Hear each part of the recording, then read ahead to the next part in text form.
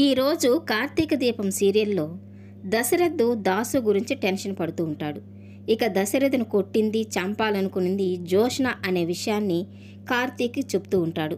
ఇక కార్తీక్ అయితే తెలిసి కూడా ఏమి తెలియనట్టుగా దశరథ్ చెప్పేది వింటూ ఉంటాడు. ఈ విషయం నా ఒక్కడికి మాత్రమే తెలుసు, ఇంట్లో ఎవ్వరికి తెలియదు. నాకు శత్రువులు ఎక్కువైపోయినారు. నాకు ఏదైనా జరగరానిది జరిగిందంటే ఈ విషయం నాతోనే అంతమైపోతుంది.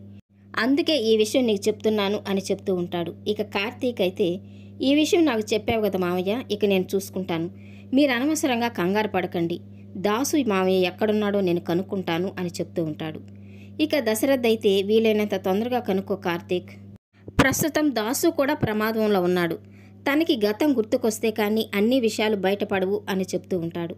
ఇక కార్తీక్ అయితే, మీరేం టెన్షన్ పడకండి మామయ్య, దాసు మామయ్య జాగ్రత్తగానే ఉంటాడు, నేను చెప్పే వరకు మీరు తనని వెతకడానికి ఎలాంటి ప్రయత్నాలు చేయకండి అని చెప్తూ ఉంటాడు. ఇక దశరథ్, అలాగే కార్తీక్, ఈ విషయాన్ని ఎవరికి చెప్పొద్దు అని తన దగ్గర మాట తీసుకుంటాడు. ఇక కార్తీక్ అయితే దశరథ్ టెన్షన్ చూసి చాలా బాధపడుతూ ఉంటాడు. ఇదంతా నీ వల్లే జోష్న, మావయ్యని నువ్వు ఎంతగానో టెన్షన్ పెడుతున్నావు, నీ ఆటకి తొందరగానే చెక్ పెడతాను అని మనసులో అనుకుంటూ ఉంటాడు. ఇక శౌర్యకి దీప, కార్తీక్ ఇంట్లో కనిపించకపోయేసరికి అమ్మా నాన్న ఎక్కడికెళ్లారు అని అనసూయని అడుగుతూ ఉంటుంది.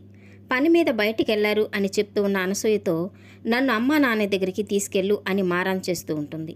ఇక అంతలో అక్కడికి వచ్చిన కాంచన శౌర్య అల్లరి తట్టుకోలేక దీపకు ఫోన్ చేసి మాట్లాడమని శౌర్యకిస్తుంది. ఇక శౌర్య వాళ్ళమ్మతో చాలా హ్యాపీగా మాట్లాడుతూ ఉంటుంది. ఇక దీప ఫోన్లో మాట్లాడుతూ ఉండడం చూసిన జోష్న చాలా కోపంగా తన దగ్గరకు వచ్చి ఫోన్ని టక్కుమన లాగేసుకుంటుంది. ఇక దీప అయితే, నేను శౌర్యతో మాట్లాడుతున్నాను, ఫోన్ అలా లాగేసుకుంటావేంటి, మాట్లాడితే ఏమవుతుంది, ఫోన్ ఇటివు అని అడుగుతూ ఉంటుంది.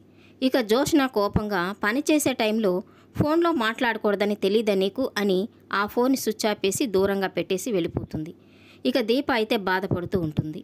ఇక శౌర్యకి ఫోన్లో జోష్న వాయిస్ వినిపించడంతో, ఏంటి అమ్మ జో వాళ్ళింట్లో ఉందా అని అనుకుని ఇక కార్తీకి ఫోన్ చేసి, నేను అమ్మకు ఫోన్ చేస్తే జో వాయిస్ వినిపించింది, మీరెక్కడున్నారు, నన్ను వదిలేసి వెళ్ళిపోయారు అని అడుగుతూ ఉంటుంది. ఇక కార్తీకు, జోష్న వాళ్ళింట్లోనే ఉన్నాం, పని మీద ఉన్నాం, ఇప్పుడు రావడానికి కుదరదు, నువ్వే నానమ్మని అనసూయని తీసుకుని ఇక్కడికి వచ్చి అని చెప్తూ ఉంటాడు.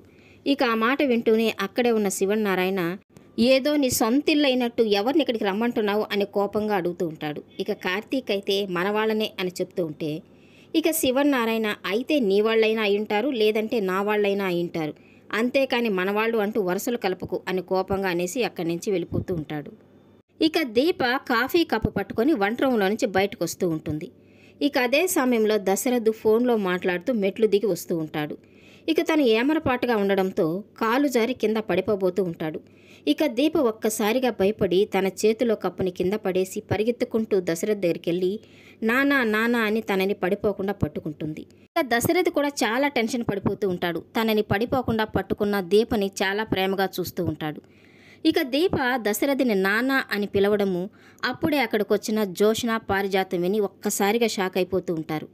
ఇక జోష్న అయితే పరిగెత్తుకుంటూ దీప దగ్గరికి వచ్చి, నీకెంత ధైర్యం, మా నాన్నని ఏమని పిలిచావు, నా తండ్రిని పట్టుకొని పని వాళ్ళు నాన్న అని పిలవకూడదు, అలా పిలిచే హక్కు నీకు లేదు అని దీపను కొట్టడానికి చేయెత్తుతుంది.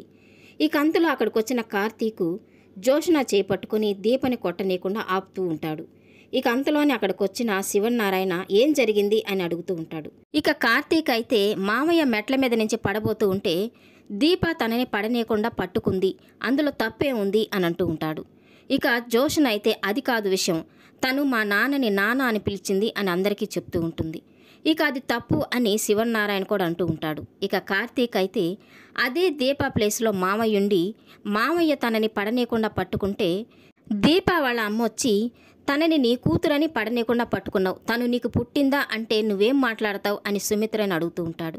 ఇక సుమిత్ర చాలా కోపంగా చెంప పగలగొడతాను అని అంటూ ఉంటుంది. అయితే నీ కూతుని చెంప పగలగొట్టత్తా, తనే అలా మాట్లాడింది అని అంటూ ఉంటాడు. ఇక ఆ మాటతో ఇంట్లో వాళ్ళంతా ఒక్కసారిగా కోపంగా జోష్న వైపు చూస్తూ ఉంటారు. ఇక కార్తీక్ అయితే మనసులో, సొంత తండ్రిని నాన్న అని పిలిచిన దానికి ఇంత సీన్ చేసావా జోష్న, ఇప్పుడే నువ్వు సొంత కూతురు కాదు, దీప అసలు కూతురు అన్న నిజాన్ని చెప్పాలనిపిస్తుంది, కానీ ఇది సరైన సమయం కాదని ఊరుకున్నాను, తొందరలోనే నీ కథ ముగిస్తాను అని మనసులో అనుకుంటూ ఉంటాడు. ఈ వీడియో నచ్చినట్లయితే లైక్ చేయండి, సబ్స్క్రైబ్ చేయండి. Thank you for watching.